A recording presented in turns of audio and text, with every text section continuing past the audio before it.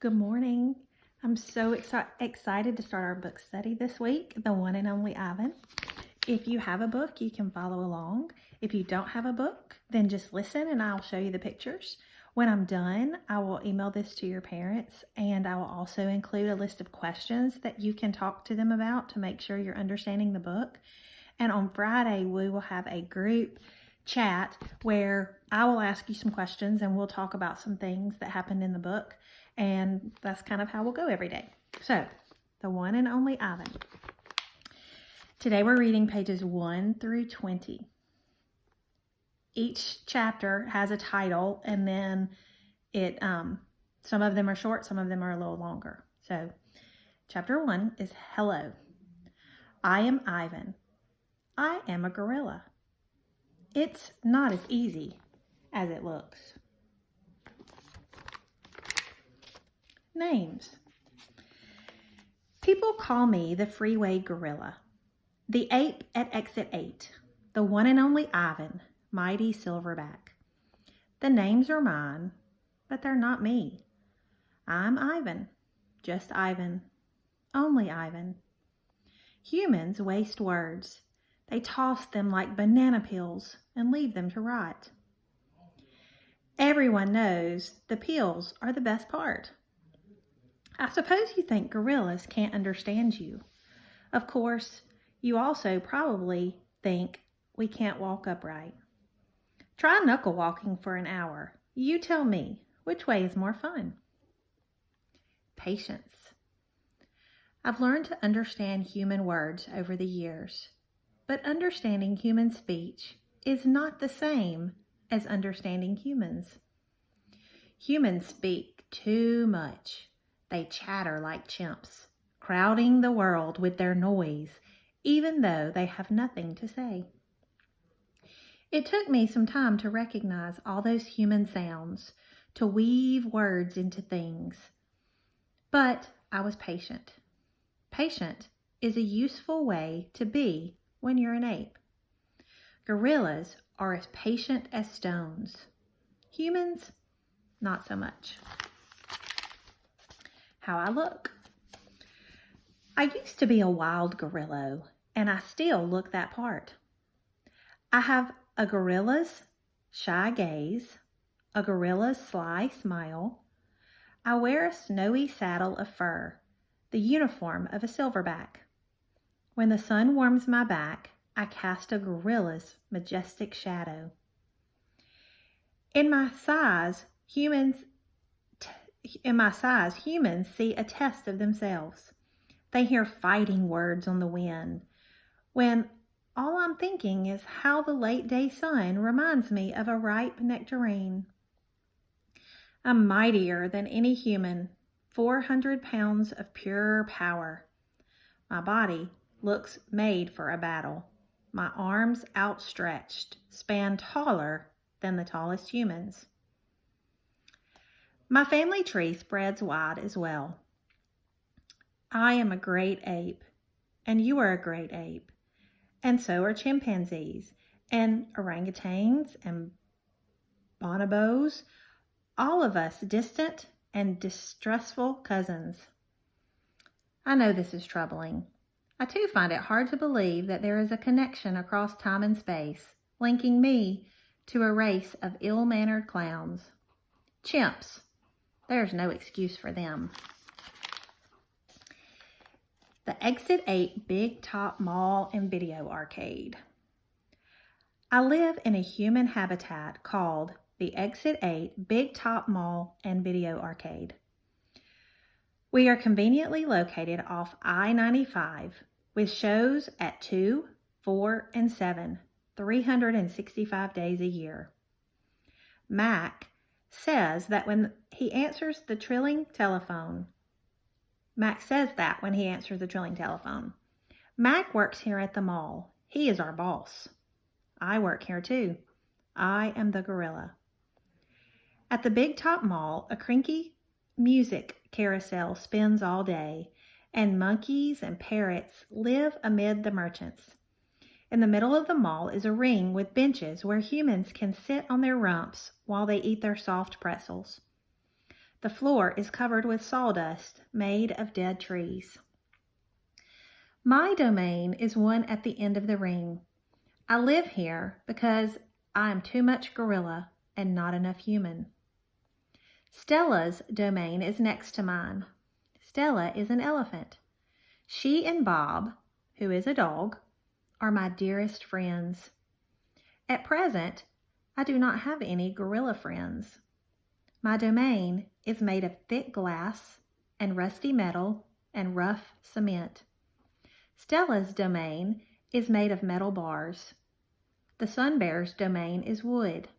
The parrot is wire mesh. 3 of my walls are glass. One of them is cracked, and a small piece about the size of my hand is missing from the bottom corner. I made a hole with a baseball bat Mac gave me for my 6th birthday. After that, he took the bat away, but he let me keep the baseball that came with it. A jungle scene is painted on one of my domain walls. It has a waterfall without water, and flowers without scent, and trees without roots. I didn't paint it,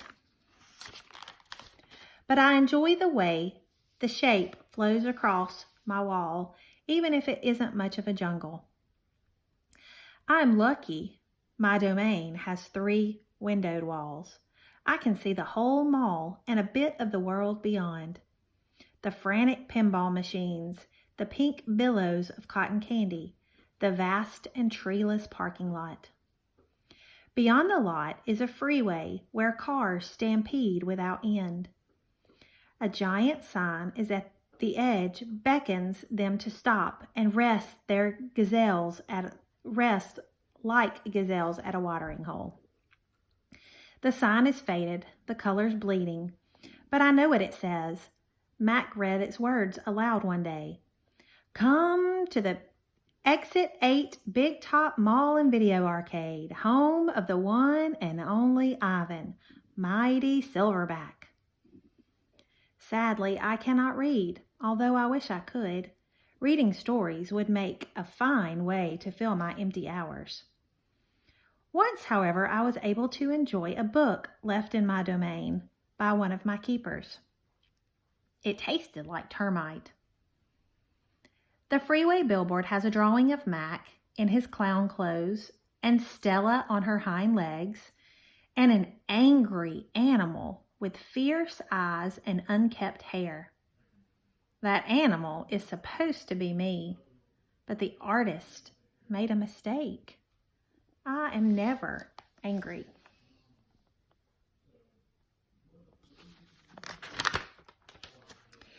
Anger is precious.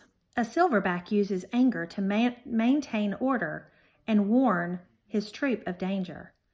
When my father beat his chest, it was to say, "Beware! Listen! I am in charge. I am angry to protect you, because that is what I was born to do." Here in my domain, there is no one to protect. The littlest big top on earth. My neighbors here at the Big Top Mall know many tricks. They are an educated lot, more accomplished than I am. One of my neighbors plays baseball, although she is a chicken. Another drives a fire truck, although he is a rabbit. I used to have a neighbor, a slick and thoughtful seal who could balance a ball on her nose from dawn until dusk. Her voice was like a throaty bark of a dog chained outside on a cold night. Children wished on pennies and tossed them into her plastic pool. They glowed at the bottom like flat copper stones. The seal was hungry one day, or bored perhaps, so she ate 100 pennies. Mac said she'd be fine. He was mistaken. Mac calls our show the littlest big top on earth. Every day at 2, 4, and 7, humans fan themselves, drink sodas, and applaud. Babies wail. Mac, dressed like a clown, pedals a tiny bike. A dog named Snickers rides on Stella's back. Stella sits on a stool. It is a very sturdy stool. I don't do any tricks.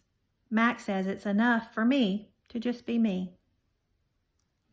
Stella told me that some circuses move from town to town. They have humans who dangle on ropes, twining from the tops of the tents.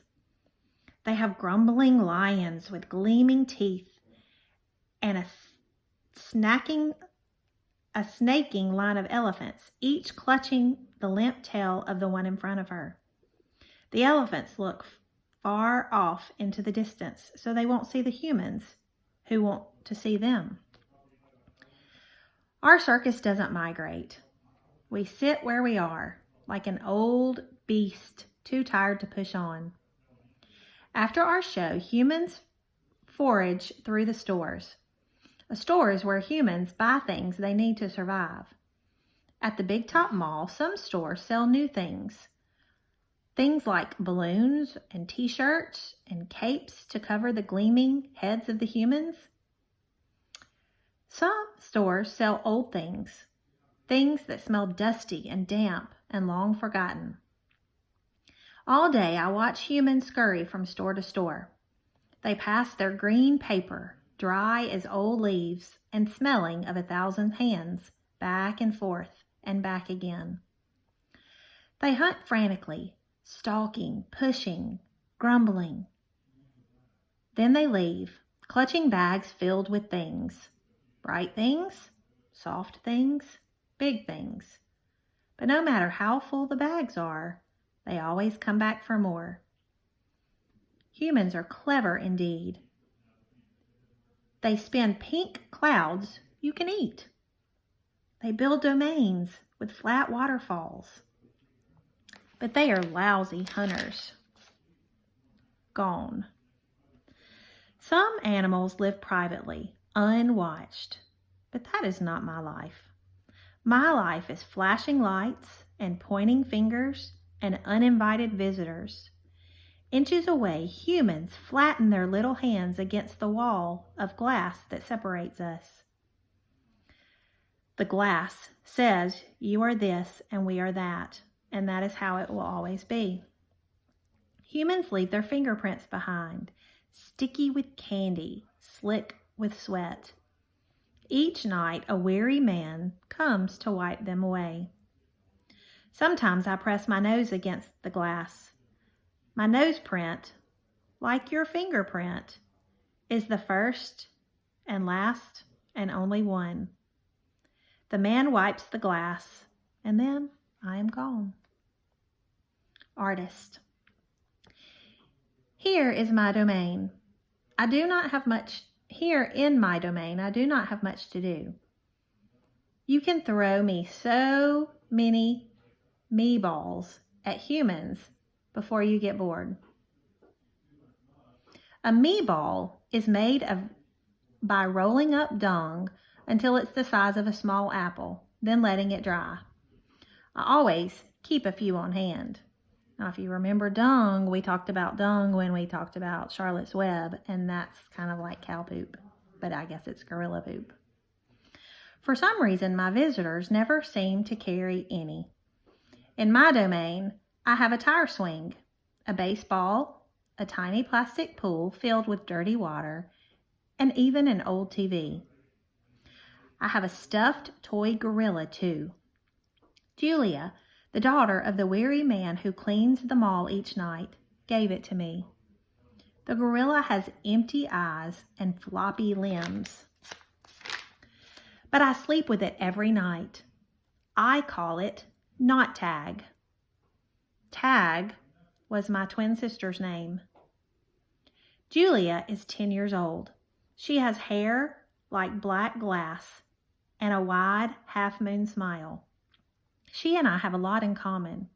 We are both great apes, and we are both artists. It was Julia who gave me my first crayon, a stubby blue one, slipped it through the broken spot in my glass along with a folded piece of paper. I knew what to do with it. I'd watched Julia draw. When I dragged the crayon across the paper, it felt like a trail in the wake with a slithering blue snake. Julia's drawings are wild with color and movement. She draws things that aren't real, clouds that smile, and cars that swim. She draws until her crayons break and her paper rips. Her pictures are like pieces of a dream. I can't draw dreamy pictures. I never remember my dreams, although sometimes I awaken with my fist clenched and my heart hammering.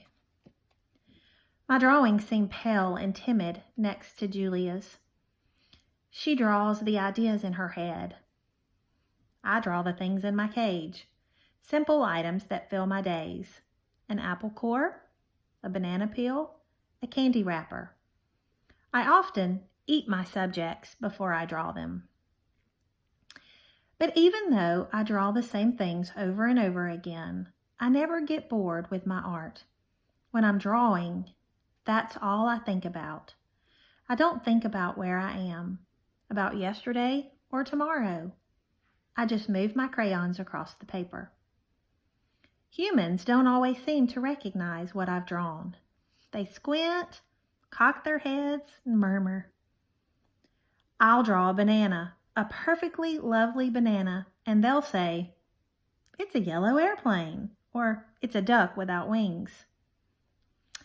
That's all right. I'm not drawing for them. I'm drawing for me. Max soon realized that the people will pay for a picture made by a gorilla, even if they don't know what it is. Now I draw every day. My work sells for $20 a piece, $25 with a frame, at the gift shop near my domain. If I get tired and I need a break, I eat my crayons.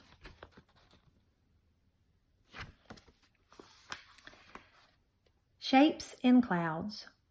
I think I've always been an artist.